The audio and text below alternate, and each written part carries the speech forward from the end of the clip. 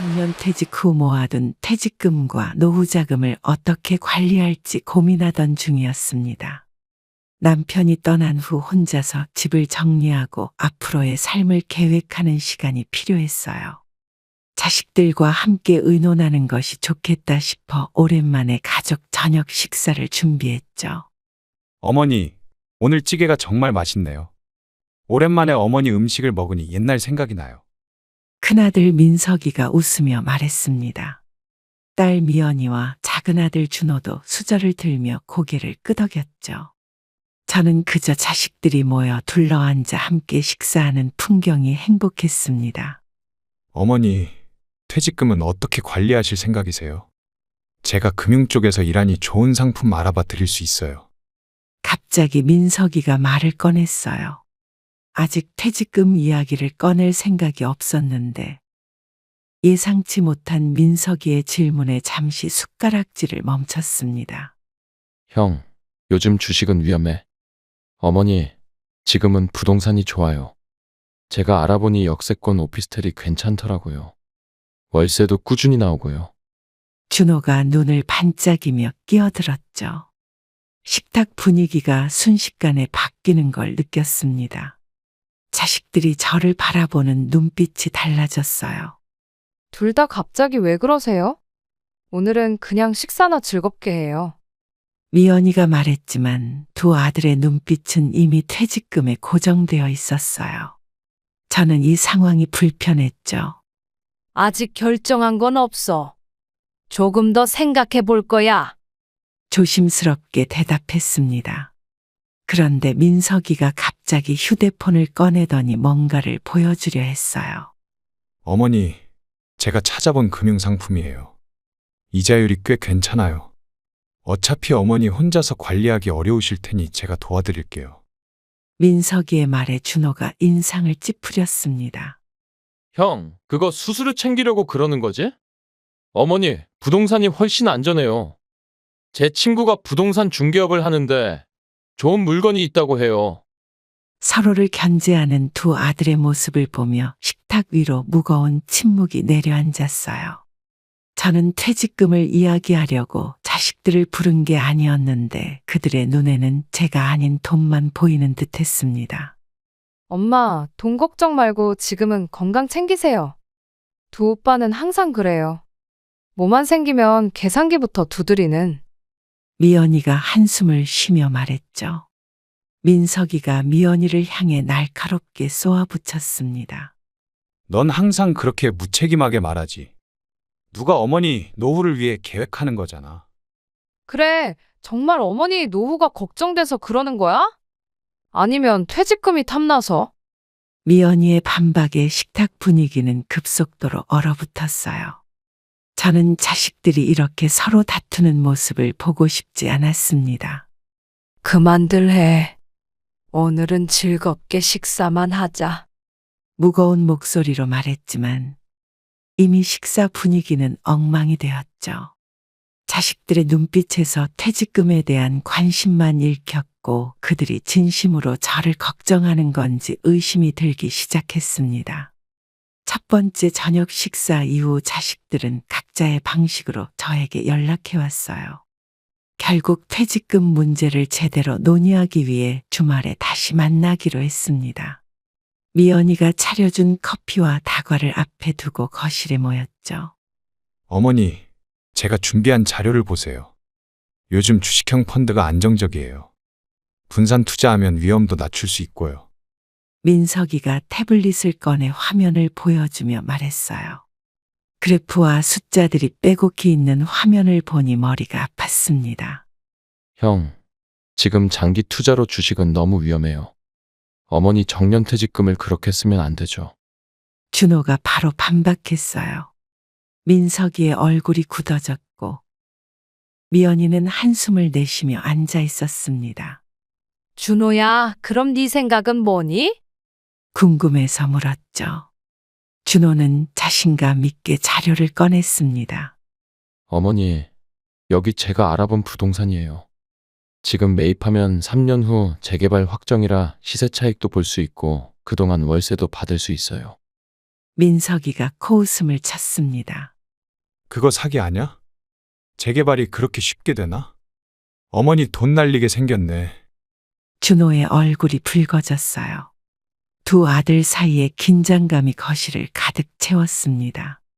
둘 다 어머니 돈으로 뭘 하려는 건지 의심스럽네. 어머니, 그냥 안전하게 정기예금 넣으세요. 미연이가 끼어들었죠. 민석이가 갑자기 목소리를 높였습니다. 네가 뭘 알아?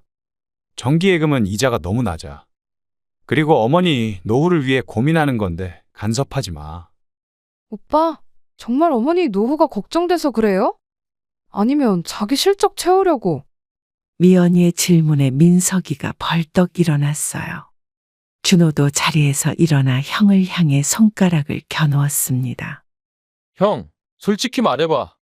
어머니 돈으로 네 투자 실패한 거 메우려는 거지? 뭐? 내가 왜? 네가 빚이 많다며? 월세는 개뿔. 어머니 돈으로 네 빚 갚으려는 거 아냐? 그만들 해라. 이게 무슨 난리야? 소리를 질렀죠. 세 자식이 모두 동시에 입을 다물었습니다.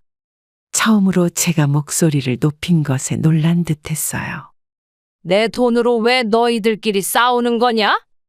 부끄럽지도 않아? 싸움이 있은 지 사흘 후 민석이가 단독으로 찾아왔어요. 현관문을 열자 평소보다 단정한 차림의 민석이가 예의 바른 미소를 지으며 서 있었습니다. 손에는 고급 과일 바구니를 들고 있었죠. 어머니, 지난번에 죄송했어요. 제가 준호랑 너무 심하게 다퉜네요. 과일 바구니를 건네며 민석이가 머쓱하게 웃었어요. 거실로 안내하며 차를 준비했습니다. 그래, 들어와. 무슨 일로 왔니?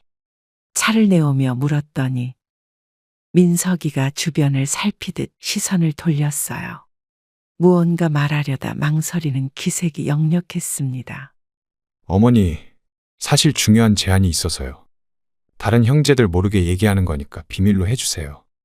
민석이의 진지한 표정에 저도 자세를 바로 했어요. 차를 한 모금 마시고 기다렸죠.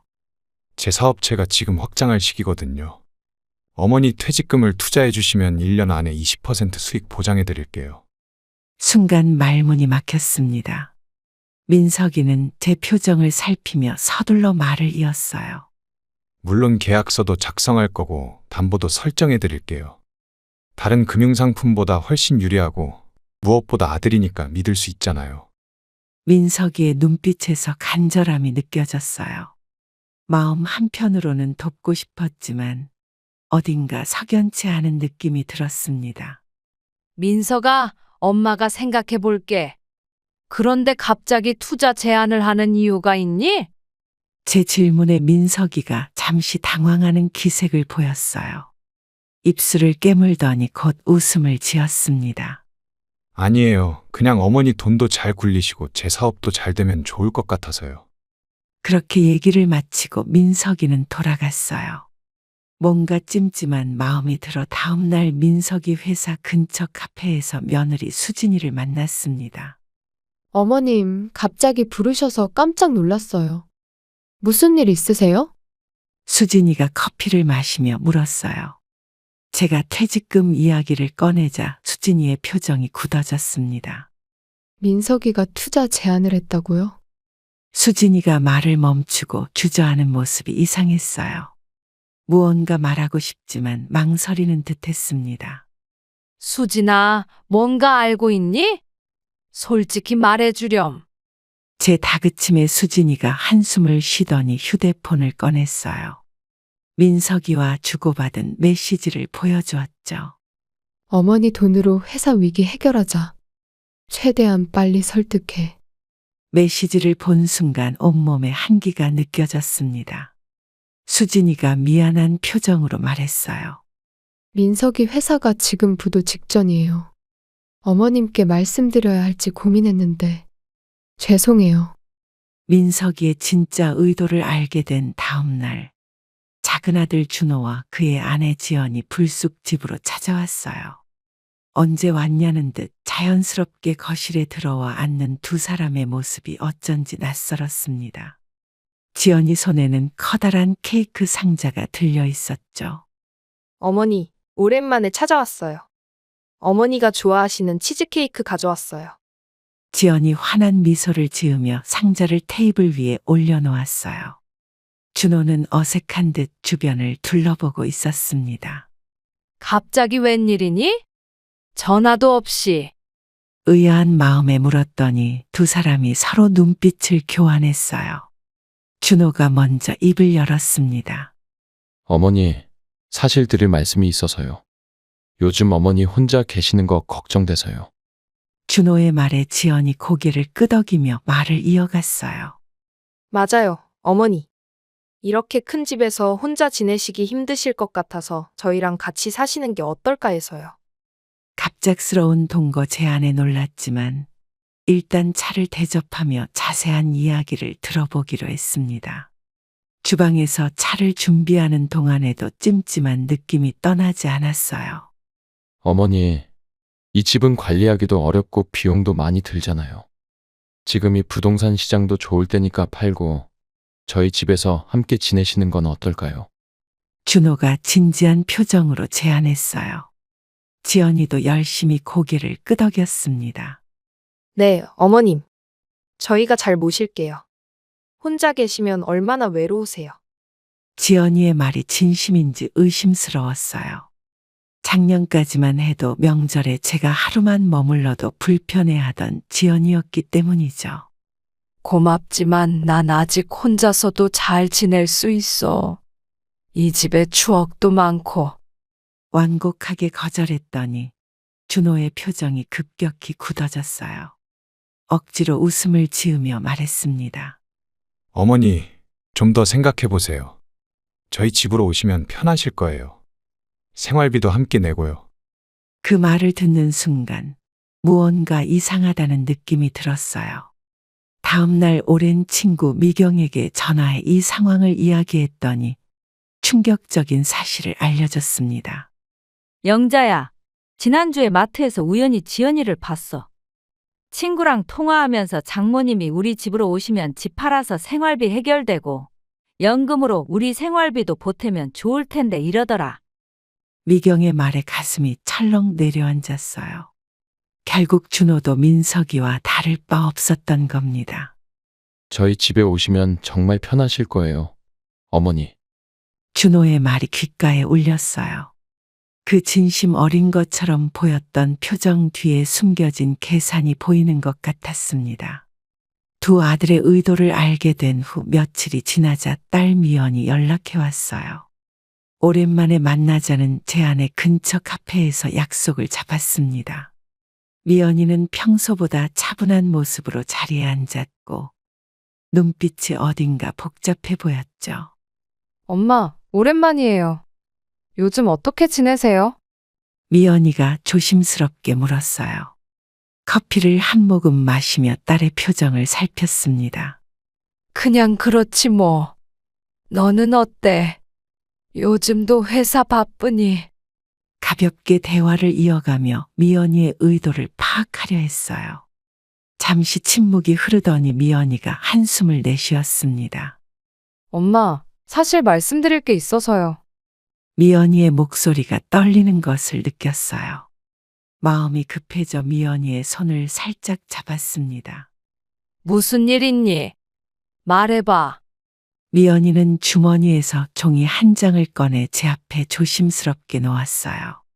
학자금 대출 상환 고지서였습니다. 사실 10년 전 대학원 다닐 때 빌린 학자금 대출이 아직 남아있어요. 이자가 쌓여서 감당하기 힘들어졌어요. 미연이의 얼굴이 붉어졌어요. 고지서를 보니 3천만 원이 넘는 금액이 적혀 있었죠. 10년 동안 한 번도 갚지 않았던 거니? 제 질문에 미연이가 고개를 숙였습니다. 딸이 경제적으로 어려웠다는 사실을 몰랐던 저는 안타까운 마음이 들었어요. 진작 말하지 그랬니? 얼마가 필요해? 미연이의 눈이 잠시 빛났다가 금세 부끄러움으로 가득 찼습니다. 3천만 원이요. 다 필요한 건 아니고 일부만 도와주셔도. 안쓰러운 마음에 돕기로 결정했어요. 그런데 카페를 나서는 순간 미연이의 휴대폰에 문자가 왔고 실수로 제가 보게 되었습니다. 예약 확정되었습니다. 스페인 바르셀로나 7박 8일 패키지. 화면을 본 순간 온몸이 얼어붙었어요. 미연이는 당황한 기색을 감추지 못하고 서둘러 휴대폰을 가방에 넣었습니다. 미연아, 그거 뭐니? 단호하게 물었더니 미연이의 얼굴이 창백해졌어요. 한참을 머뭇거리다 결국 고개를 숙였습니다. 죄송해요, 엄마. 사실 대출은 이미 다 갚았어요. 남편이랑 스페인 여행 가고 싶어서. 그 순간 배신감이 밀려왔어요. 미연이는 눈물을 글썽이며 변명했습니다. 제가 잘못했어요. 근데 오빠들은 사업한다, 투자한다 하면서 훨씬 많은 돈을 요구하는데 저는 미연이의 말을 끊고 자리에서 일어섰어요. 슬픔보다는 허탈함이 더 컸습니다. 거짓말도 정도가 있어야지. 학자금 대출이라니. 그렇게 말하고 카페를 나왔어요. 뒤에서 미연이가 부르는 소리가 들렸지만 돌아보지 않았습니다. 결국 딸마저도 다른 자식들과 크게 다르지 않았던 거예요. 미연이와의 만남 이후 갑작스러운 피로감과 오한이 몰려왔어요. 처음에는 대수롭지 않게 여겼지만 다음날 아침 일어나기도 힘들 정도로 상태가 악화되었습니다. 결국 택시를 불러 혼자 병원에 갔죠. 폐렴 초기 증상이네요. 바로 입원하셔야 합니다. 의사의 말에 맥이 풀렸어요. 병실에 누워 자식들에게 전화를 걸었습니다. 민서가 엄마가 폐렴으로 입원했어. 병문안 올 수 있니? 민석이의 목소리가 당황한 듯 들렸어요. 어머니, 지금 중요한 거래처 미팅이 있어서요. 끝나면 바로 갈게요. 준호에게도 전화했지만 비슷한 대답이 돌아왔습니다. 어머니, 오늘은 야근이라 내일 꼭 가볼게요. 미연이에게도 연락했죠. 지난번 일로 어색했지만 병원에 혼자 있는 것이 불안했어요. 엄마, 애들이 아파서요. 봐줄 사람이 없어요. 주말에 갈게요. 정말 죄송해요. 세 자식 모두 핑계만 대고 찾아오지 않았어요. 병실 창가에 혼자 앉아 하늘을 바라보며 서러움이 밀려왔습니다. 다른 가족은 없으세요?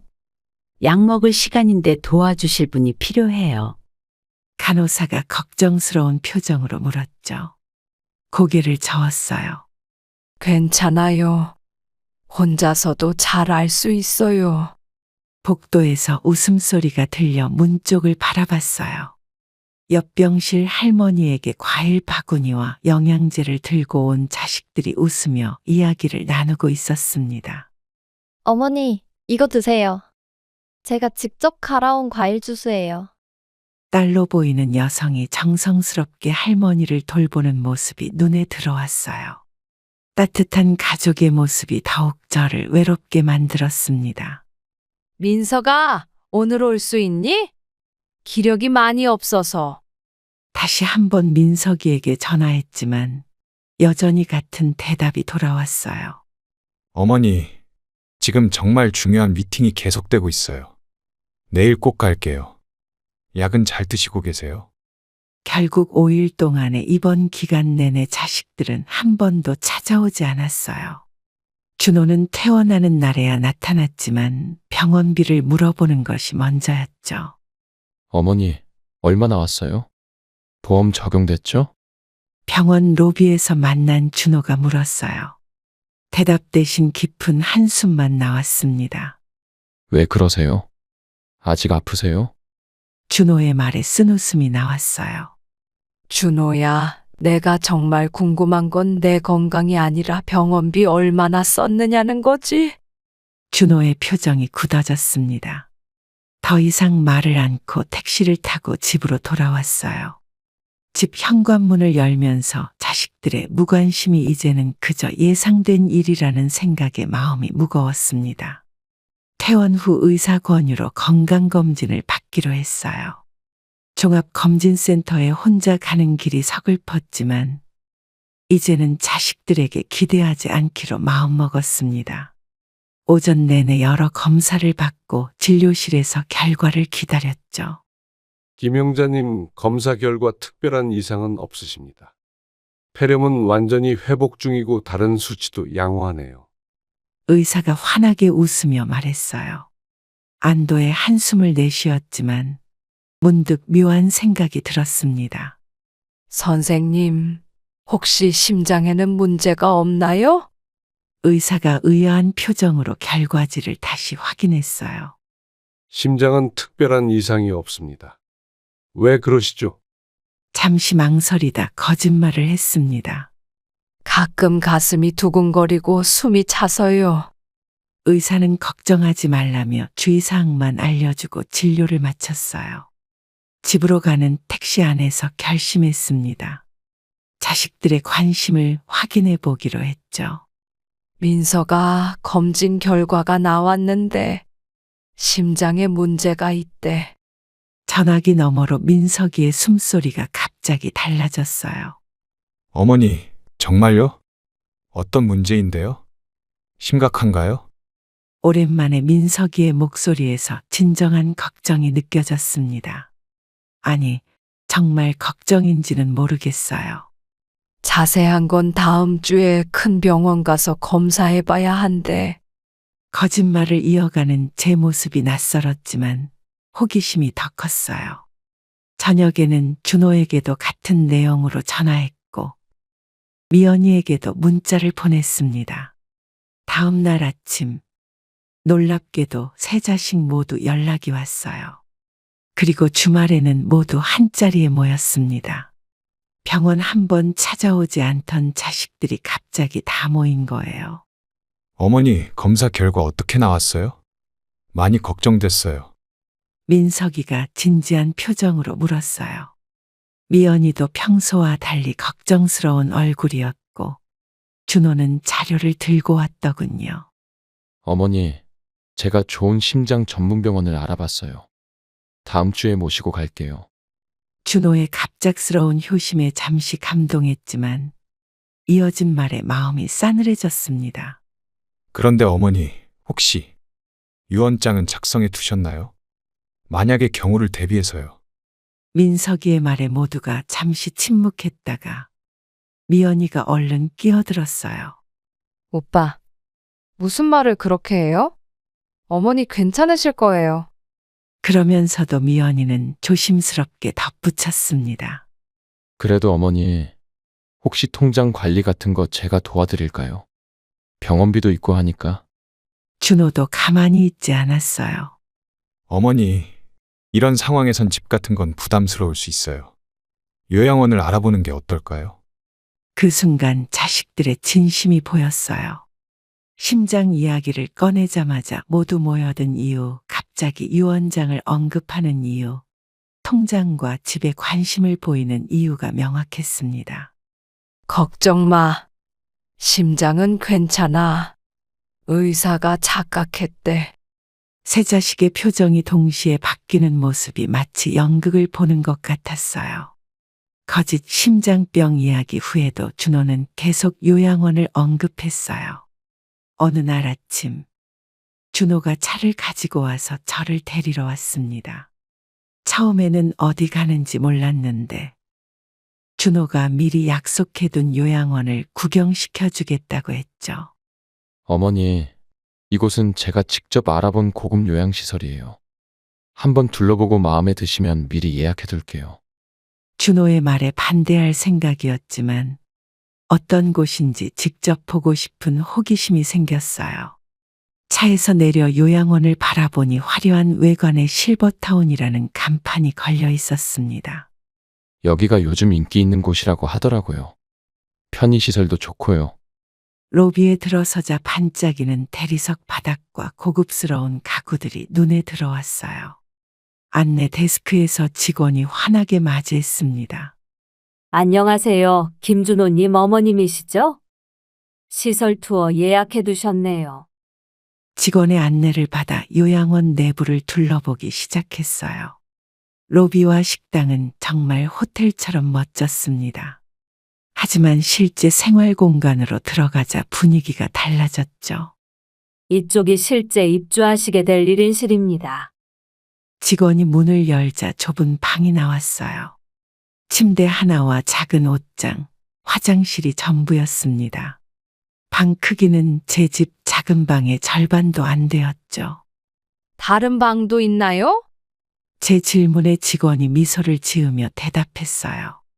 이 정도면 저희 시설에서는 좋은 방이에요. 다른 곳은 2인실, 4인실도 많거든요. 좁은 복도를 지나 휴게실로 이동했어요.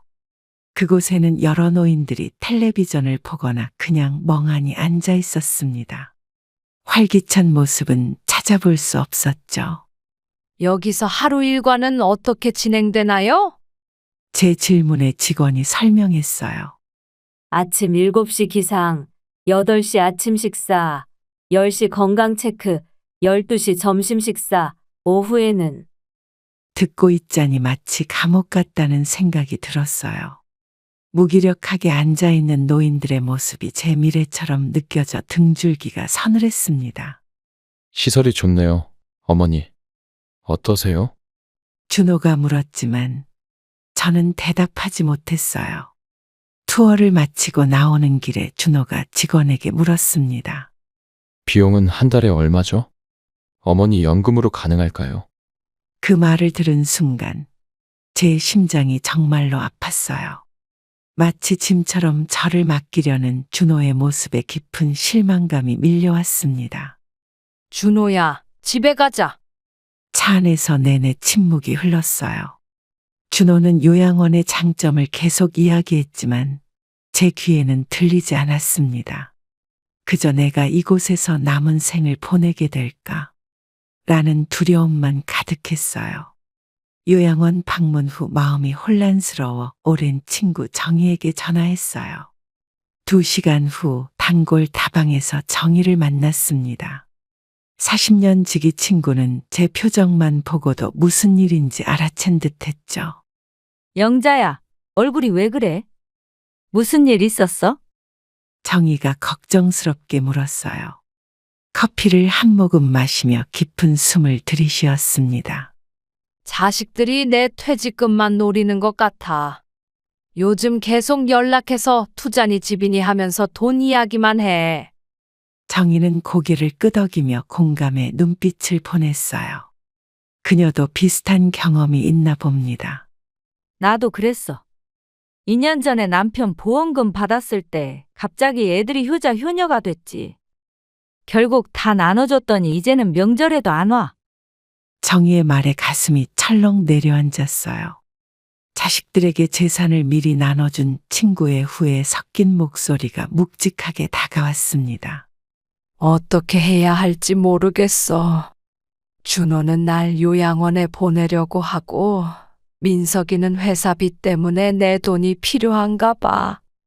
미연이도 마찬가지고. 말을 이어가는데 목이 메었어요. 정희가 제 손을 꼭 잡았습니다. 영자야, 자식들은 부모가 가진 것을 다 줘도 만족하지 않아. 내 충고 하나만 들어. 내 인생의 주인공은 너야. 정희의 단호한 목소리에 고개를 들었어요. 그녀의 눈빛에는 확신이 담겨 있었습니다. 어떻게 하라고? 제 질문에 정희가 또렷한 목소리로 대답했어요. 돈은 네가 쓰렴. 네 노후를 위해. 자식들에게 기대지 마. 내가 그렇게 했다가 후회했으니까. 정희의 말이 마음에 와닿았습니다. 집으로 돌아오는 길, 우연히 동네 문화센터 게시판에 눈이 갔어요. 노인 자서전 쓰기 강좌 포스터가 붙어 있었죠. 인생 이모작, 나만의 이야기를 써보세요. 매주 화요일 오전 10시, 12시. 문득 이런 활동이 저에게 필요하다는 생각이 들었어요. 발걸음을 멈추고 포스터를 자세히 읽었습니다. 관심 있으세요? 문화센터 직원으로 보이는 여성이 친절하게 웃으며 다가왔어요. 네, 어떻게 신청하나요? 처음으로 제 자신을 위한 결정을 내리는 기분이었습니다. 등록서를 작성하면서 마음이 한결 가벼워졌어요. 집으로 돌아오는 길에 정희의 말이 계속 머릿속을 맴돌았어요. 내 인생의 주인공은 너야. 그동안 자식들에게 의존하려 했던 제 모습이 부끄러웠습니다. 이제는 저 자신을 위한 삶을 살아야겠다는 결심이 섰어요. 강좌 첫날 자기소개를 했는데 놀랍게도 비슷한 고민을 가진 분들이 많았어요. 저도 퇴직금 때문에 자식들과 갈등이 있어요. 저는 아들이 집을 팔고 요양원에 가라고 해서 상처받았어요. 강사는 우리의 이야기를 경청하다가 의미심장한 말을 했습니다. 여러분의 인생은 아직 끝나지 않았습니다. 새로운 챕터가 기다리고 있어요. 자서전을 쓰면서 과거를 정리하고 미래를 계획해 보세요. 수업이 끝난 후 영숙 씨가 커피 한 잔 하자고 제안했어요. 카페에서 그녀의 이야기를 들으며 놀랐습니다. 저는 남편 잃고 우울증이 심했어요. 자식들은 제가 짐이 된 것 같았고, 그래서 혼자 여행을 시작했어요. 처음엔 국내 여행, 이제는 해외까지 가요. 영숙 씨의 휴대폰 사진첩에는 세계 각국에서 찍은 사진들이 가득했어요. 혼자서도 당당하게 살아가는 그녀의 모습이 부러웠습니다. 자식들에게 기대하지 말고 내 인생 내가 즐기세요. 살아있는 동안 행복할 권리가 우리에게 있어요. 영숙 씨의 말이 가슴에 와닿았어요. 집으로 돌아오는 길에 오랜만에 가벼운 발걸음이 느껴졌습니다. 다음 주에는 어린 시절 추억에 대해 글을 써오세요. 솔직하게 쓰는 게 중요해요. 강사의 숙제를 생각하며 미소가 지어졌어요. 자식들에게 의존하던 날들, 그들의 관심을 갈구하던 제 모습이 멀게 느껴졌습니다. 이제는 저 자신의 이야기를 쓰고 제 인생을 살아야겠다는 결심이 더욱 강해졌어요. 영자 씨, 다음 주에 같이 점심 먹어요. 우리 동네 맛집이 있어요. 영숙 씨의 문자에 반가운 마음으로 답장을 보냈습니다.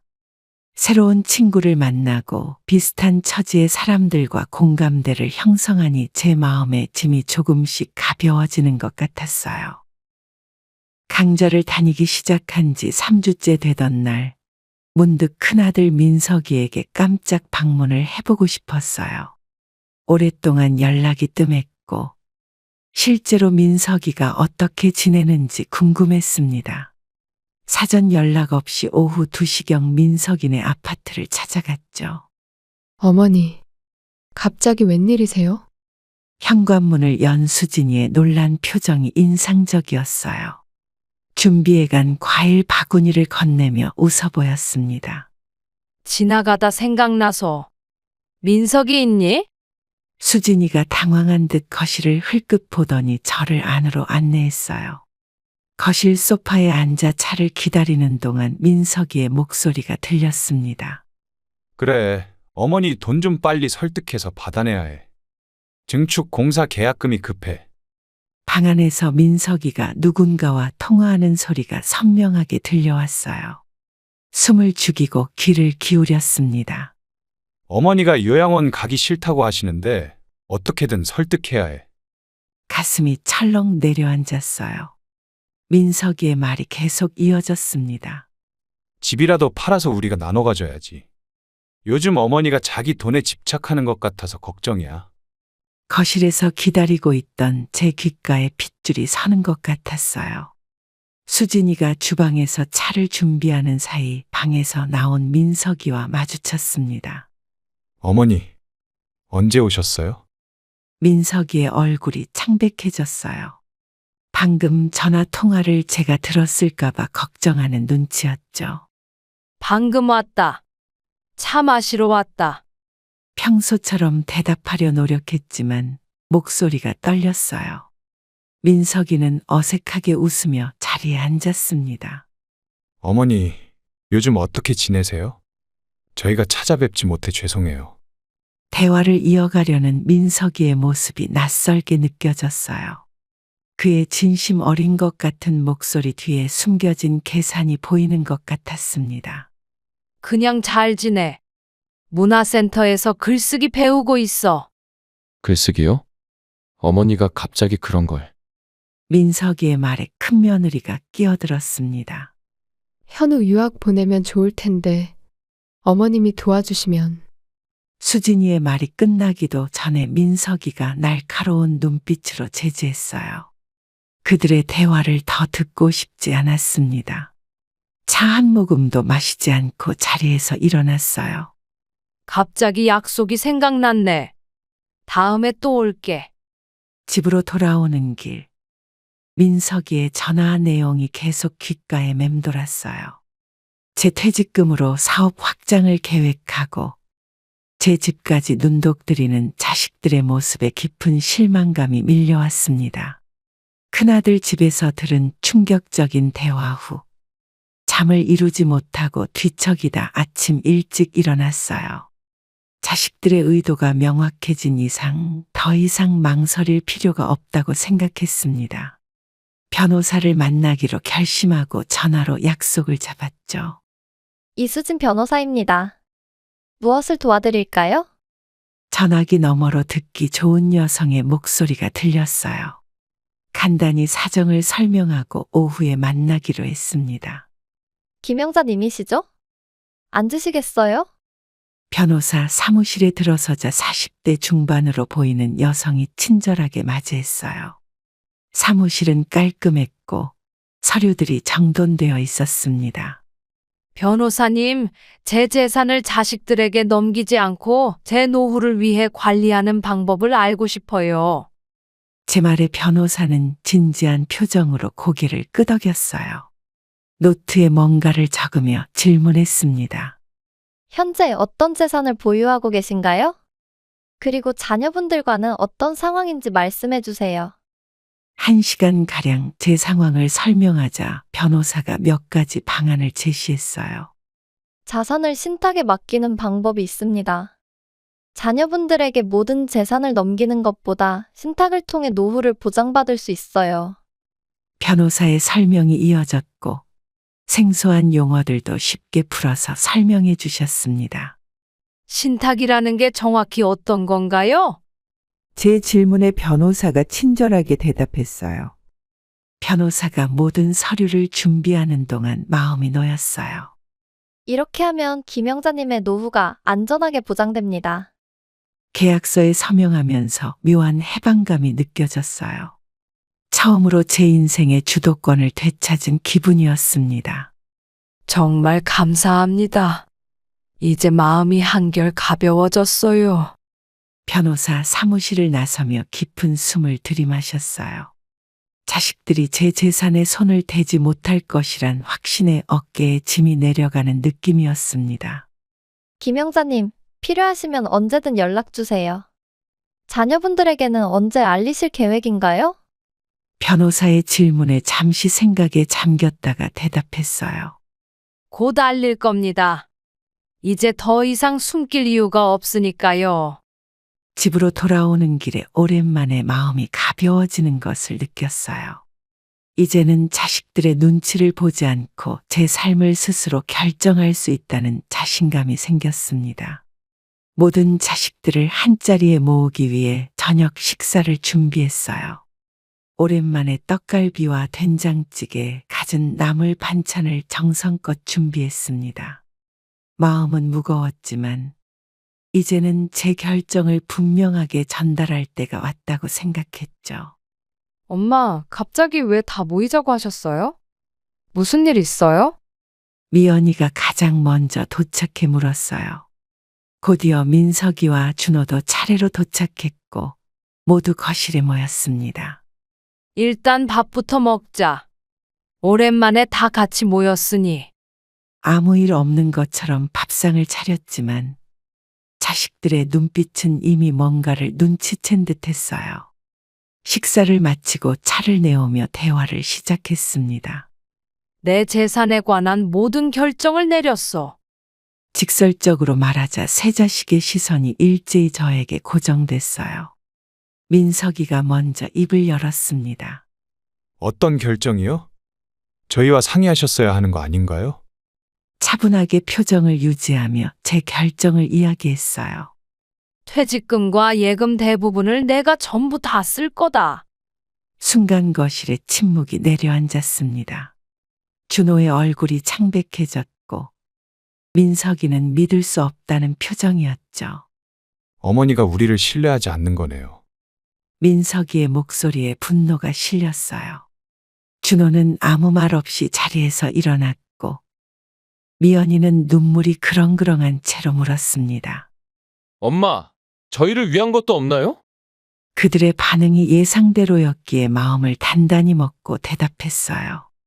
내가 살아있는 동안은 내 생활을 위해 쓰일 거야. 남는 게 있다면 그때 너희에게 갈 거고. 민석이가 벌떡 일어나 목소리를 높였습니다. 어머니, 이게 무슨 짓이에요? 우리한테 미리 말씀하셨어야죠. 취소할 수 있는 거죠? 단호하게 고개를 저었어요. 준호는 이미 현관문을 향해 걸어가고 있었고 미연이는 여전히 믿을 수 없다는 듯 저를 바라봤습니다. 이제 와서 어쩔 수 없어. 결정은 이미 끝났어. 민석이가 화를 참지 못하고 소리쳤어요. 어머니가 우리를 이렇게 믿지 못하시다니. 어떻게 이럴 수 있어요? 미연이도 눈물을 흘리며 원망 가득한 눈빛을 보냈습니다. 엄마, 저희가 뭘 그렇게 잘못했다고 이러세요? 저는 엄마 아프실 때 진심으로 걱정했어요. 거짓된 걱정과 위선적인 말들이 더 이상 저를 흔들지 못했어요. 제 시선은 변함없이 평온했습니다. 너희 모두 내 재산에만 관심 있었잖아. 이제는 솔직해지자.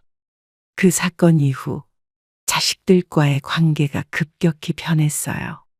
거의 한 달 동안 연락이 끊겼습니다.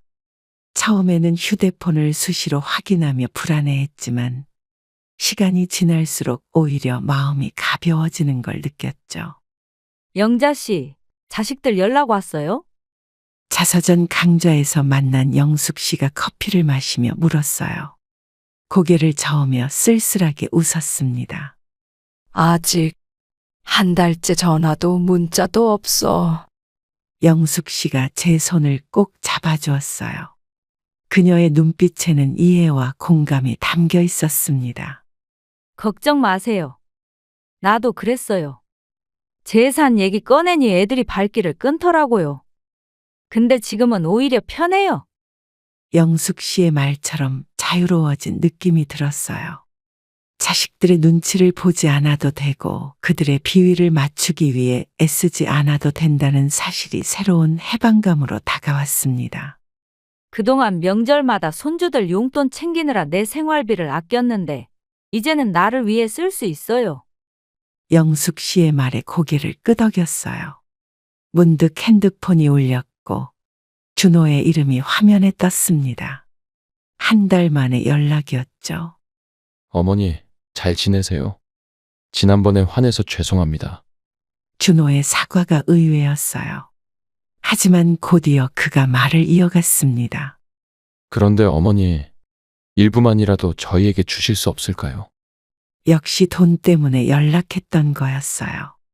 깊은 실망감이 밀려왔지만 이제는 놀랍지도 않았습니다. 안 돼. 결정은 이미 끝났어. 단호하게 말하자 준호의 목소리가 차가워졌어요.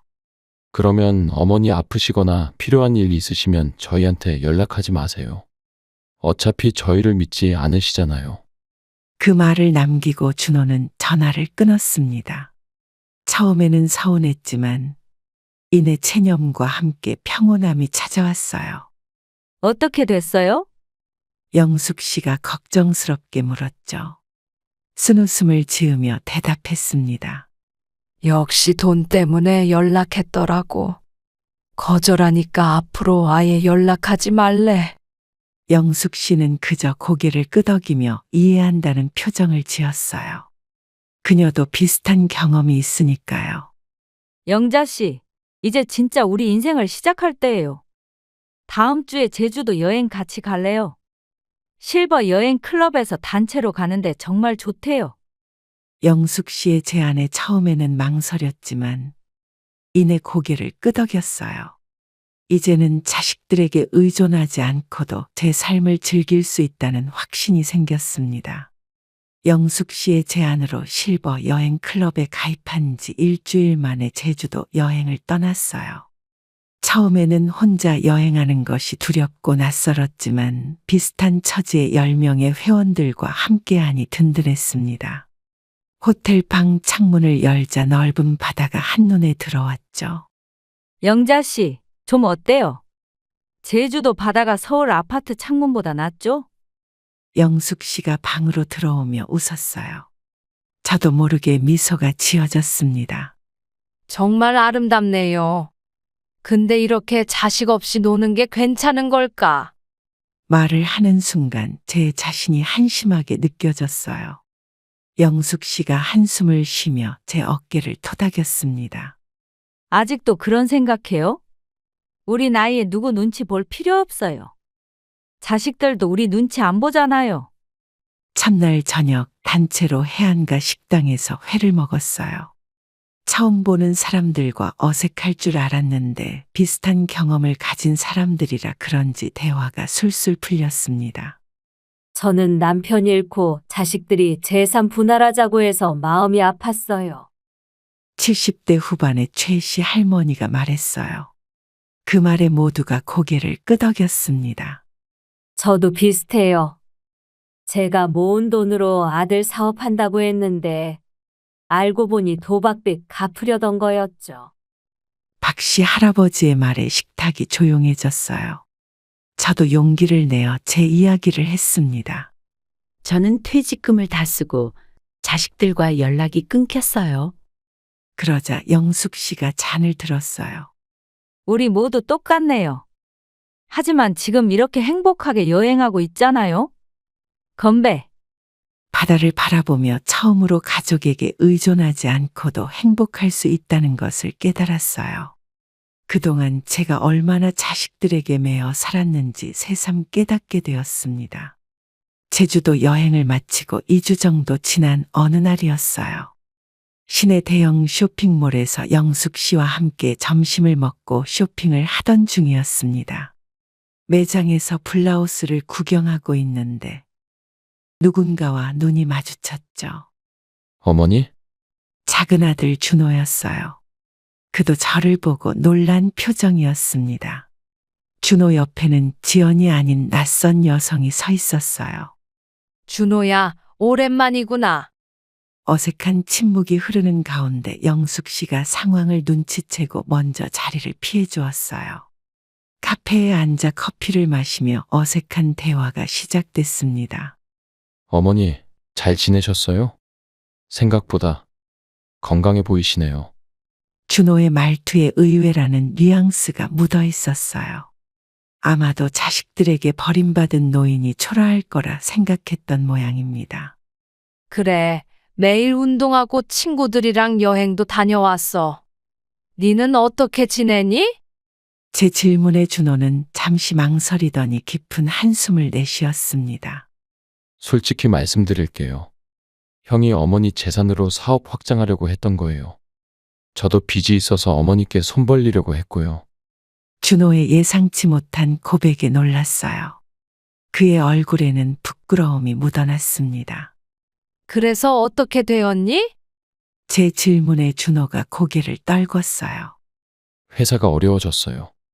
형도 저도요. 결국 형은 규모를 줄였고 저는 직장을 구했습니다. 지연이와도 잠시 떨어져 지내고 있어요. 준호의 솔직한 고백에 마음이 조금 열렸어요. 사람은 실패를 통해 배우는 법이니까요. 조금 힘들더라도 네 힘으로 극복하는 게 좋을 거야. 그게 진짜 내 삶이니까. 준호가 고개를 끄덕이며 쓴웃음을 지었어요. 어머니 말씀이 맞아요. 그동안 쉬운 길만 찾았던 것 같아요. 형도 그렇고요. 조금 더 이야기를 나누었고 헤어질 때 준호가 조심스럽게 물었습니다. 가끔 연락드려도 될까요? 그냥 어머니가 보고 싶어서요. 머뭇거리다 고개를 끄덕였어요. 하지만 단호하게 덧붙였습니다. 재산 이야기는 이제 끝났어. 그건 이미 결정했으니까. 준호가 씁쓸하게 웃으며 고개를 끄덕였어요. 알고 있어요. 그냥 가끔 안부 전화만 드릴게요. 준호와 헤어진 후 영숙 씨가 궁금한 눈빛으로 돌아왔습니다. 모든 이야기를 들려주자 그녀가 의미심장한 표정으로 말했어요. 사람이 막다른 길에 서야 진심이 보이는 법이죠. 어쩌면 아들이 진짜 반성하는 걸지도 모르겠네요. 어느 날 집 초인종이 울렸어요. 틀림없이 택배기사일 거라 생각하며 문을 열었는데 의외의 인물이 서 있었습니다. 딸 미연이었죠. 오랜만에 보는 딸의 모습에 놀랐지만 평정심을 유지하려 노력했어요. 엄마, 오랜만이에요. 들어가도 될까요? 미연이의 얼굴은 평소보다 수척해 보였어요. 집 안으로 안내하면서 마음을 단단히 먹었습니다. 그래, 들어와. 차라도 마실래? 거실에 앉은 미연이는 주변을 둘러보더니 놀란 표정을 지었어요. 제가 최근에 인테리어를 바꾸고 식물들을 들여놓아 집 분위기가 화사해졌거든요. 엄마, 집이 많이 바뀌었네요. 분위기가 밝아졌어요. 차를 내오며 미연이의 방문 이유가 궁금했어요. 그동안 연락 한 번 없던 딸이 갑자기 찾아온 건 분명 무슨 이유가 있을 테니까요. 미연아, 갑자기 웬일이니? 그동안 연락도 없더니. 딸은 차를 한 모금 마시고 천천히 말을 이어갔습니다. 엄마, 사실 제가 많이 생각해봤어요. 지난번 일이요. 정말 죄송해요. 미연이의 진심 어린 사과에 조금씩 마음에 문이 열리는 느낌이었어요. 오랜만에 듣는 딸의 목소리에 그리움도 밀려왔죠. 요즘 엄마가 유튜브에 올린 사진들 봤어요. 여행도 다니시고 봉사활동도 하시고. 정말 행복해 보이셔서 저도 부끄러웠어요. 미연이가 제 인스타그램을 보고 있었다니 놀라웠어요. 자서전 강좌 친구들이 권해서 시작한 계정인데 자식들이 볼 거라고는 생각도 못했습니다. 엄마처럼 저도 변하고 싶어요. 그동안 너무 이기적이었던 것 같아요. 미연이의 말에 마음이 조금 풀렸어요. 함께 저녁을 먹기로 했고 오랜만에 어머니와 딸로서 대화를 나눴습니다. 과거의 오해와 서운함을 풀어가는 듯했어요. 이제 한 달에 한 번은 꼭 찾아뵐게요. 다음에는 남편이랑 같이 올게요. 식사를 마치고 현관에서 배웅하던 중 미연이가 문득 말을 덧붙였어요. 그래도 엄마, 나중에 유산은 저희한테도 조금. 그 말의 순간 온몸에 한기가 돌았어요. 결국 딸도 재산 때문에 온 거였나 하는 실망감이 밀려왔습니다. 미연아, 그런 이야기는 이제 그만하자. 단호하게 말했더니 미연이의 표정이 굳어졌어요. 애써 웃으며 인사하고 돌아섰지만 딸과의 관계는 다시 서먹해졌습니다. 문을 닫으며 깊은 한숨이 나왔어요. 평화롭게 시작한 일요일 아침이 순식간에 아비규환이 되었어요. 현관문을 두드리는 소리가 요란하게 들려 문을 열었더니 술에 취한 민석이가 휘청거리며 서 있었습니다. 얼굴은 붉게 달아올라 있고 옷은 구겨져 있었죠. 어머니, 돈 더 줘요. 회사 다시 일으키려면 자금이 필요해. 민석이의 말투가 평소와 달리 거칠었어요. 당황스러웠지만 침착하게 대응하려 했습니다. 민서가 들어와서 차 한 잔 마시며 얘기하자. 취했구나. 거실로 안내하려 했지만 민석이는 현관에서 고성을 지르기 시작했어요. 무슨 차? 지금 돈 얘기하는데 차는 무슨 차야? 민석이가 갑자기 현관 신발장을 발로 찼고 신발들이 사방으로 흩어졌습니다. 놀란 가슴을 진정시키려 심호흡을 했어요. 민서가 진정하고 얘기하자. 그렇게 행동하면 도와줄 수 없어. 제 말에 민석이의 얼굴이 더욱 일그러졌어요. 거실로 들어와 소파에 털썩 주저앉더니 탁자 위 과일 그릇을 바닥에 던졌습니다. 사과와 배가 바닥을 굴렀고 도자기 그릇은 깨져버렸죠. 아버지가 살아계셨다면 이렇게 안 하셨을 거예요. 어머니는 항상 아끼기만 했잖아요. 민석이가 갑자기 고인이 된 남편 이야기를 꺼내자 가슴이 철렁 내려앉았어요. 아이들 교육비와 생활비를 위해 얼마나 아끼고 절약했는지, 남편이 아프던 시절 병원비를 마련하려 얼마나 고생했는지 민석이는 모를 거예요. 아버지가 평생 우리 가족 위해 일하셨는데 어머니는 아버지 죽으니까 자기 돈이라고 혼자 써요. 이기적이에요. 목소리가 점점 커지고 욕설까지 섞이기 시작했어요. 서재에 있던 액자를 집어 바닥에 내던지는 순간 옆집 박 할아버지가 초인종을 눌렀습니다. 무슨 일 있으세요? 소리가 너무 크게 들려서. 박 할아버지의 목소리에 민석이가 현관으로 달려가 문을 확 열었어요. 노인네는 참견하지 마세요. 가족 일에 끼어들지 말라고요. 창백해진 박 할아버지의 얼굴이 보였고 그가 뒤로 물러서며 핸드폰을 꺼내는 것이 보였습니다.